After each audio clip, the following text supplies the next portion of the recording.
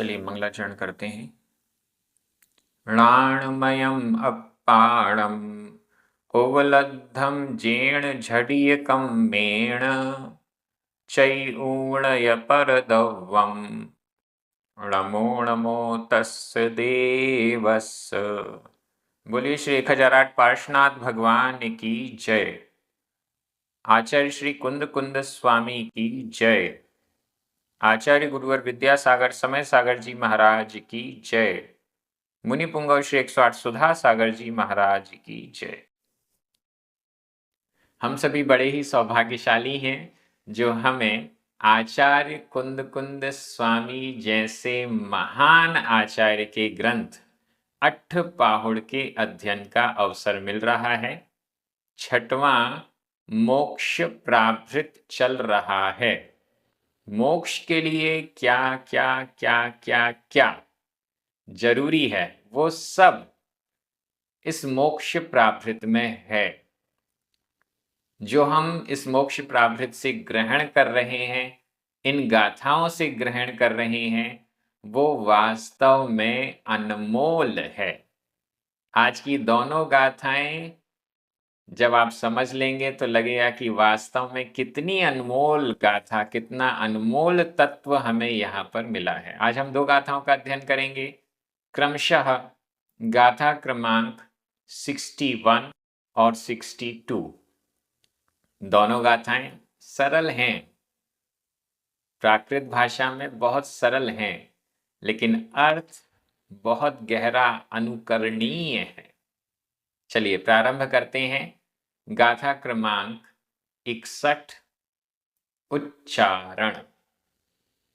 बाहिर बाहिर लिंगेण लिंगेण जुदो जुदो अभ्यंतर आधा ब भ अभ्यंतर अभ्यंतर लिंग लिंग रहिय रहिय परियम्मो अधमा पुरमा परियम्मो अभ्यंतर लिंग रहिय परियम्मो अभ्यंतर लिंग रहिय परियम्मो सो सो सग चरित अधता पुरता चरित भट्ठो अधट ठ भट्ठो सग चरित भट्ठो सग चरित भट्ठो मोक्ष अधक ख मोक्ष पह विनाशगो मोक्ष पह विनाशगो साहू साहू बाहिर्लिंगेण जुदो बाहिर्लिंगेण जुदो अभ्यंतरलिंग रहिय परियम्मो अभ्यंतरलिंग रहिय परियम्मो सोसग चरित भट्ठो सोसग चरित भट्ठो मोक्ष पह विनाशगो साहू मोक्ष पह विनाशगो साहू। बड़ी अच्छी गाथा।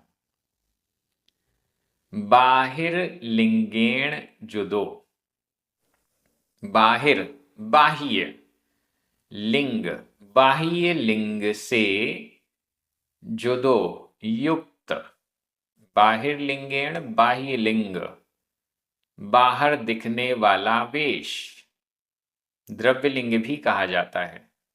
द्रव्य लिंग बाह्य लिंग से जुदो युक्त सहित। कौन है बाह्य लिंग से सहित? लास्ट में लिखा हुआ है साहू साधु साधु बाह्य लिंग से सहित साधु बाह्य वेश से सहित साधु द्रव्य क्रियाओं से द्रव्य वेश से सहित साधु। और कैसा है? अभ्यंतर लिंग रही परियम्मो, लेकिन अभ्यंतर, अभ्यंतर, अंतरंग, लिंग, चिन्ह, वेश से रहित, परियम्मो परिकर्म, परिकर्म क्रियाएं प्रक्रियाएं जो भी हैं, बाहिर्लिंगेण जुदो, बाह्य वेश से तो सहित है, द्रव्य लिंग से तो सहित है, लेकिन अभ्यंतर लिंग रही परियम्मो, अभ्यंतर अंतरंग लिंग, अंतरंग वेश, अंतरंग परिणामों से, भाव लिंग से रहित, परियम्मो परिकर्म है जिसका, क्रियाएं हैं जिसकी, ऐसा साहु, ऐसा साधु। द्रव्यलिंग सही है, द्रव्यवेश सही है, सब कुछ क्रियाएं सब सही है, लेकिन अंतरंग के परिणाम वैसे नहीं है। अंतरंग क्या भाव लिंग नहीं है, अंदर का परिणाम वैसा नहीं है जैसा होना चाहिए। भाव पाहुड़ में बहुत डिटेल के साथ, विस्तार के साथ ये चर्चा आचार्य कुंद कुंद स्वामी ने की है। यहां पर संकेत मात्र दिया जा रहा है। बाहरी लिंग द्रव्य वेश से सहित, लेकिन अंतरंग लिंग भाव लिंग से रहित परिणाम वाला साहु साधु, सो यानी वह साहु वह साधु कैसा है? सग स्व चरित्र, चारित्र से भट्ठो भ्रष्ट, स्वचारित्र से भ्रष्ट है। द्रव्यलिंग से तो सहित है, लेकिन भावलिंग से रहित है, ऐसा वह साधु सग चरित्र भट्ठो, स्वचारित्र से भ्रष्ट है, निज चारित्र से भ्रष्ट है, अपनी दृष्टि से भ्रष्ट है। दूसरे की दृष्टि से सही हो सकता है, क्यों? क्योंकि द्रव्य वेश तो सही है, बाह्य वेश तो सही है, बाहर की सारी क्रियाएं तो जैसी आगम में वर्णित है वैसी कर रहे हैं, लेकिन अंतरंग के परिणाम भी जो आगम में कहे गए हैं, जिनवाणी में कहे गए हैं, वो अंतरंग के परिणाम गायब हैं, अंतरंग के परिणाम नहीं हैं। इस कारण से भावलिंग नहीं है, इस कारण से सो साहु वह साधु सग चरित भट्ठो, स्वचारित्र से, निज चारित्र से, अपने चारित्र से भट्ठो भ्रष्ट है, अपने चारित्र से भ्रष्ट है। और मोक्ष पह विनाशगो, मोक्ष पह पथ, मोक्ष पथ, मोक्ष मार्ग का विनाशगो विनाशक है, उसने अपने ही मोक्ष मार्ग का विनाश कर दिया है। मोक्ष मार्ग का विनाशक मतलब ये नहीं कि मोक्ष मार्ग कोई दूसरी वस्तु है उसका विनाश कर दिया, मोक्ष मार्ग कभी रहेगा नहीं, नहीं, मोक्ष मार्ग में जो वह साधु थे उस मोक्ष मार्ग का ही विनाश कर दिया, क्योंकि सम्यक चारित्र के बिना मोक्ष मार्ग हो नहीं सकता। सम्यक दर्शन सम्यक ज्ञान है, लेकिन सम्यक चारित्र नहीं है तो भी मोक्ष मार्ग नहीं हो सकता। और सगचरित्र भट्ठो, स्वचारित्र से भ्रष्ट हो चुके हैं, तो फिर मोक्षपः विनाशगो, मोक्ष पथ का विनाशक, मोक्ष मार्ग का विनाशक सो साहु वह साधु होता है। आचार्य कुंद कुंद स्वामी भावलिंग से रहित साधु को निज चारित्र को नष्ट करने वाला, मोक्ष मार्ग को नष्ट करने वाला कह रहे हैं। अब हम हमारी दृष्टि से देखते हैं, जब हम साधु बने तो द्रव्यलिंग के साथ भावलिंग भी हो, ये हमारा भावना, हमारी लक्ष्य, ये सब होना चाहिए। अब हम क्या सामने वाले साधु के द्रव्य वेश को तो हम देख सकते हैं, बाह्य वेश को, बाह्य लिंग को तो देख सकते हैं, लेकिन अभ्यंतर लिंग, अंतरंग लिंग, अंतरंग वेश को, अंतरंग भाव लिंग को क्या देख सकते हैं? नहीं देख सकते। जब हम अंतरंग परिणामों को नहीं देख सकते, भावलिंग को नहीं देख सकते, तो हम उन्हें सगचरित भट्ठो स्वचारित्र से भ्रष्ट ऐसा भी नहीं कह सकते। तब हम उन्हें मोक्ष पह विनाशगो, मोक्ष पथ से विनाशक भी नहीं कह सकते। आचार्य कुंद कुंद स्वामी क्यों कह रहे हैं? आचार्य कुंद कुंद स्वामी तो साधु को समझा रहे हैं कि बाह्य वेश तो सही है, अंतरंग वेश भी सही होना चाहिए, अंतरंग भावलिंग भी सही होना चाहिए। भावलिंग यदि सही नहीं है तो अपना चारित्र ही आपने भ्रष्ट कर दिया, स्वयं का चारित्र ही आपने नष्ट कर दिया। भावलिंग क्या है? फीलिंग, अंतरंग में वो परिणाम, बाहर की जो क्रिया चल रही है अंतरंग में वैसा परिणाम है या नहीं। बाहर मुनि वाली चर्या चल रही है, 28 मूल गुणों का पालन हो रहा है, लेकिन अंतरंग में वो 28 मूल गुणों वाली फीलिंग है या नहीं, वह भावना है या नहीं, वह भाव, वह परिणाम है या नहीं, यह भावलिंग है। छठवां सातवां गुण स्थान है या नहीं, वह भावलिंग है।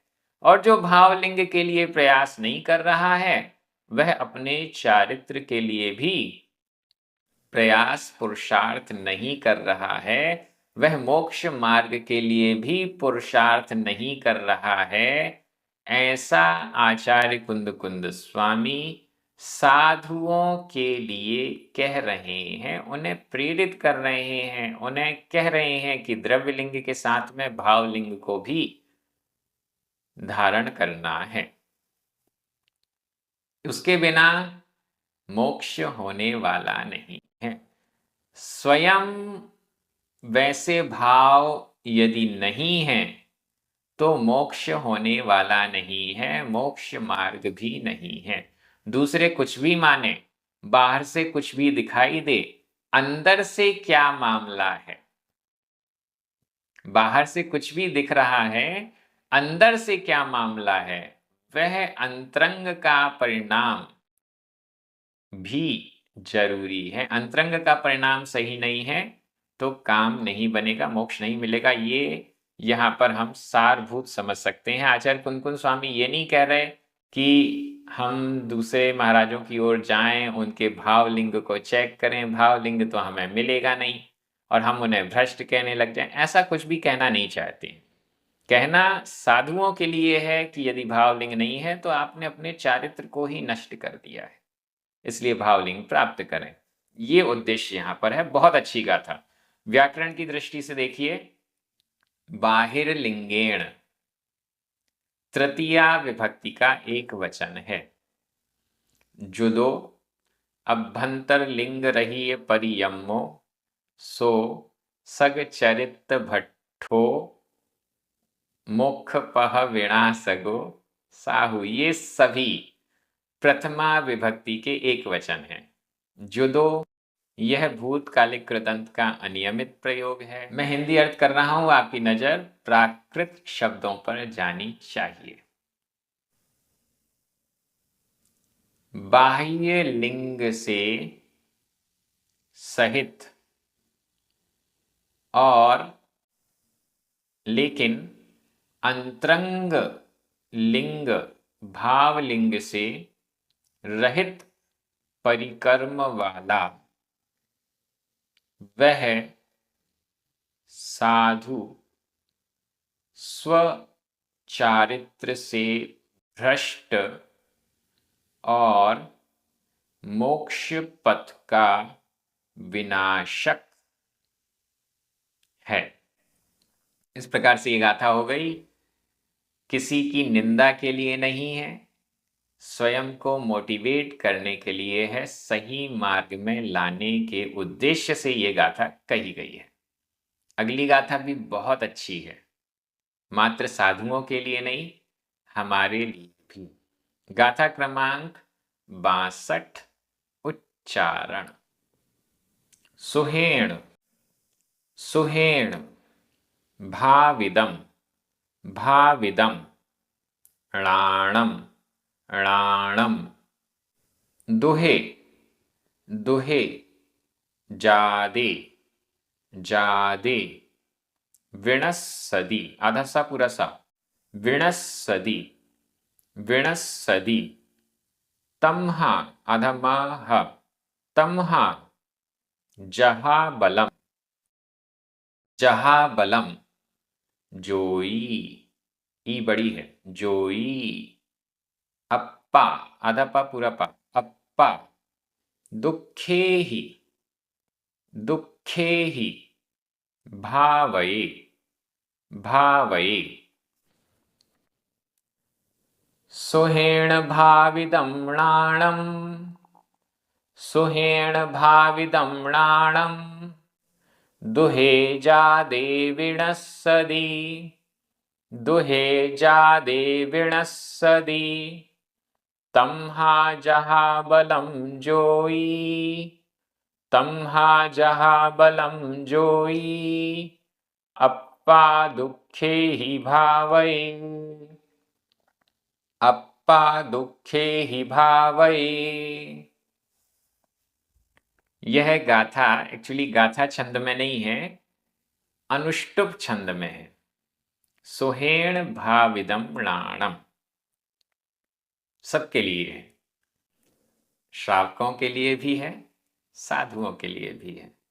सुहेण भाविदम णाणम सुहेण सुखपूर्वक सुहेण सुखपूर्वक सुख से भाविदम भावित प्रभावित उत्पन्न णाणम ज्ञान णाणम ज्ञान ज्ञान कैसा है वो ज्ञान सुहेण भाविदम सुख से भावित है सुख से प्रभावित है सुख से उत्पन्न है। क्या मतलब ज्ञान है ज्ञान प्राप्त हुआ है लेकिन बड़े सुख से हुआ है बड़ी आसानी से हो गया सहज में मिला है मतलब कोई कष्ट नहीं उठाए बिना कष्ट के आसानी से आराम से णाणम ज्ञान प्राप्त हुआ है। सुहेण भाविदम णाणम सुख पूर्वक सुख से सुख में सुख की अवस्था में भाविदम भावित उत्पादित प्राप्त णाणम ज्ञान सुख की अवस्था में उत्पन्न हुआ ज्ञान क्या होता है दुहे जादे विणस्सदी विनस्सदी नष्ट हो जाएगा विणस्सदी नष्ट हो जाएगा नष्ट हो जाता है विणस्सदी नष्ट हो जाता है।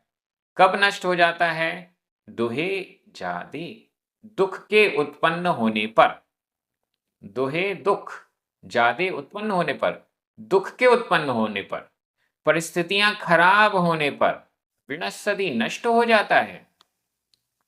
क्या मतलब जिस ज्ञान को सुहेण भाविदम सुख में प्राप्त किया है जो ज्ञान सुख में प्राप्त हुआ है वह दुहे दुख की अवस्था में जादे उत्पन्न होने पर दुख की अवस्था उत्पन्न होने पर विनस्सदी नष्ट हो जाता है काम नहीं आता है।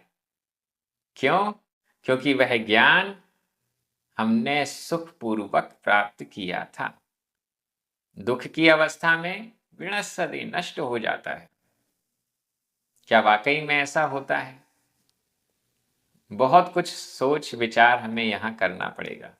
आज की दृष्टि से हम देखते हैं जो भी विद्या हमने प्राप्त की है जो भी विद्या जो भी शिक्षा प्राप्त की जा रही है वो शिक्षा चाहे स्कूल की हो चाहे कॉलेज की हो पाठशाला की हो कहीं की भी हो बड़ी सहजता से उपलब्ध हो रही है बड़ी सरलता से उपलब्ध हो रही है उसके लिए हमें कोई कष्ट उठाना नहीं पड़ रहा है हम कोई कष्ट नहीं उठा रहे बल्कि आज तो सुख सुविधाएं बढ़ती जा रही हैं। स्कूल में, कॉलेज में कोई कष्ट ना हो पढ़ने वाले को, ऐसी सुख सुविधाएं जुटाई जा रही हैं।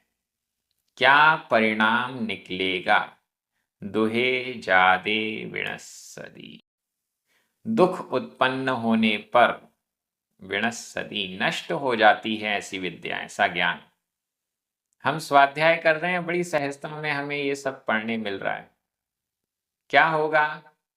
अभी सुख की अवस्था में प्राप्त कर रहे हैं, कोई कष्ट नहीं उठाना पड़ रहा है, थोड़ा सा समय बस देना पड़ रहा है, और उतने में हमें आचार्य कुन-कुन स्वामी के ग्रंथ मिल रहे हैं। ऐसा नहीं हो कि दुख की अवस्था आए और ये सारी विद्या नष्ट हो जाए। ऐसा नहीं हो कि जब कष्टों का समय हो, जब हमें इस ज्ञान की विशेष आवश्यकता हो, तब ही हम इस ज्ञान को भूल जाएं। ऐसा ना हो। क्या करना चाहिए? बहुत ध्यान से देखिए, सभी के लिए कहा जा रहा है। तम्हा इसलिए, तम्हा इसलिए, जहा बलम यथा बल, यथाशक्ति, शक्ति के अनुसार, जहा बलम यथाशक्ति, शक्ति के अनुसार, जोई योगी साधु, हम भी अप्पा दुखे ही भावये, अप्पा आत्मा को, दुखे ही दुखों में, वैसे तो तृतीया विभक्ति लगी हुई है लेकिन अर्थ सप्तमी में जाएगा। अप्पा स्वयं को दुखे ही, दुखों में, भावये, भावे, चिंतन करे। इसलिए सुखपूर्वक किसी चीज को ग्रहण नहीं करना है, कष्ट पूर्वक ग्रहण करना है। इसलिए जोई योगी यथा बल, जितनी शक्ति हो, जितनी सहन शक्ति हो, जितना सामर्थ्य हो, उतना कष्ट सहित दुखे ही, दुखों में, जहां बलम यथाशक्ति, दुखों में, अप्पा भावे, आत्मा को भावो, आत्मा का चिंतन करो। क्यों? हम तो बड़े आराम से गद्दे में बैठकर पंखा, कूलर, एसी चालू करके सुख शांति में आराम से बैठ के आत्म ध्यान करेंगे। ये काम आने वाला नहीं है। इस गाथा को पढ़कर ही तो मुनिराज पर्वत के शिखर पर गर्मी में बैठते हैं, उस सूर्य की तपन को सहन करते हैं और फिर आत्मा का ध्यान करते हैं। वो चाहें तो इससे विपरीत भी कर सकते हैं। जब गर्मी हो तो किसी पेड़ की छाया में बैठ जाएं, जब सर्दी हो तो सूरज में बैठ जाएं, जब बारिश आ रही हो तो कहीं छाया में आ जाएं, जब बारिश नहीं हो तो इधर चले जाएं, उधर चले जाएं। नहीं, दुखे ही, दुखों में अप्पा आत्मा को भावई, भावो, चिंतन करो, योगी जोई योगी साधु। हम भी जो विद्या हम प्राप्त कर रहे हैं उसके लिए हमने कौन सा कष्ट उठाया है? जो विद्या, जो ज्ञान जो हम प्राप्त कर रहे हैं, जो उपलब्धि हम प्राप्त कर रहे हैं, उसके लिए हमने क्या समर्पित किया है, क्या डेडिकेट किया है? अगर कुछ भी हमने समर्पित नहीं किया है,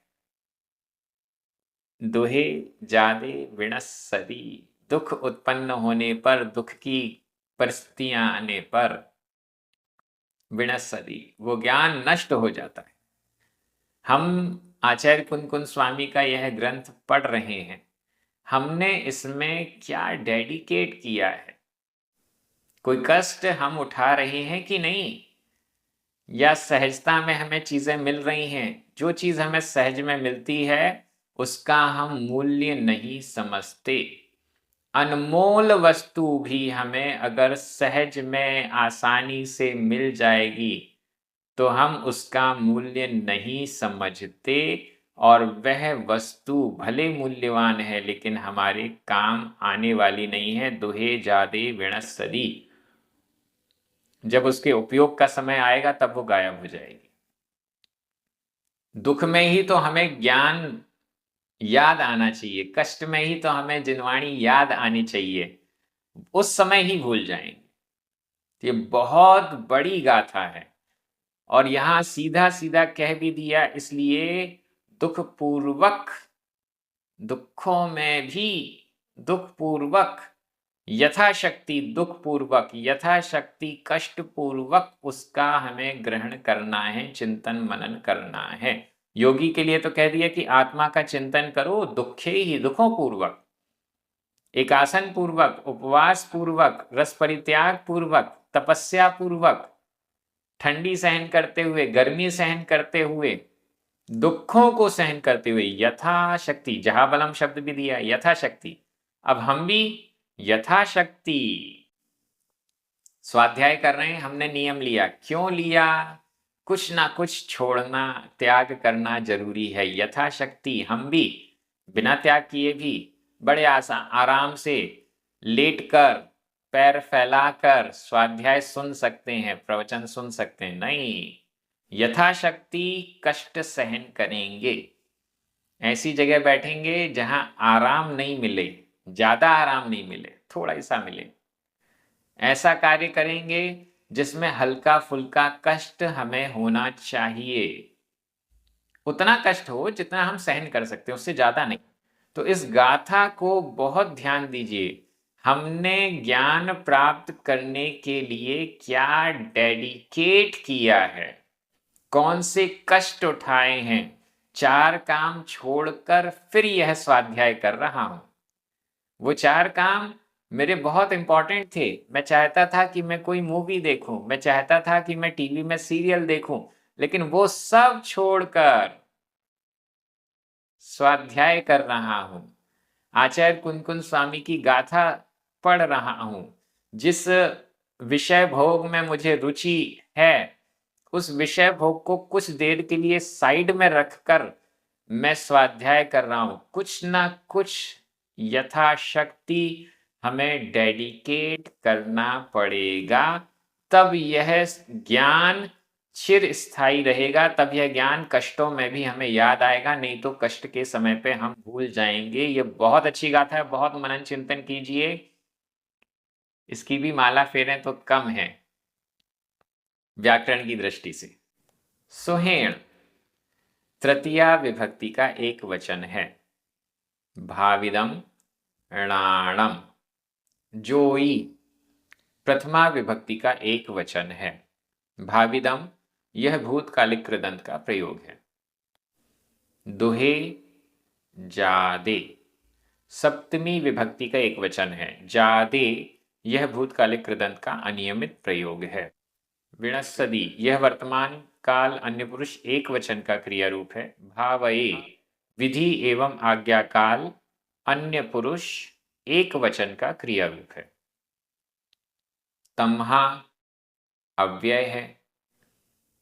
जहा बलम यह भी अव्यय है। अप्पा